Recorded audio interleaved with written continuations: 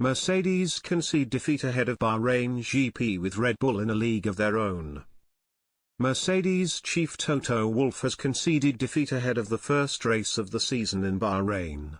Mercedes struggled on the opening day of practice, with Lewis Hamilton only 9th fastest on Friday. Defending champion Max Verstappen was quickest ahead of Ferrari duo Charles Leclerc and Carlos Sainz. Mercedes struggled with porpoising following the change of car regulations this season. And when asked if his team had a chance of victory this weekend, Wolff was unequivocal in his response. He said, "As it stands, no. Red Bull is in a league of their own." Hamilton's new teammate George Russell was 4th fastest on Friday. But Verstappen will undoubtedly head into qualifying on Saturday as favourite to claim pole. Mercedes trackside engineering director Andrew Shavlin has also appeared to concede defeat ahead of the race. Shavlin says it is damage limitation for the German manufacturer in Bahrain.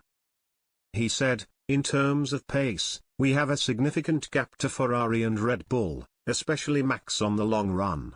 There are some relatively easy gains we might be able to make with the balance, but we're not going to find more than a few tenths.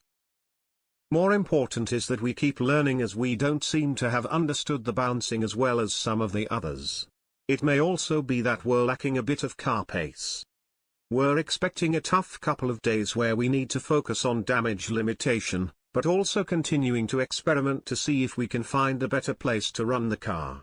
The porpoising in the Mercedes cars was clear for everyone to see on Friday. Red Bull team principal Toto Wolff has claimed his team are not suffering anywhere near as much with the problem. Shavlin has attempted to explain why Mercedes are worse off than others. Shavlin added, "Our first session made use of the fact that we had 2 cars for the first time this year and chose to run them in different specifications.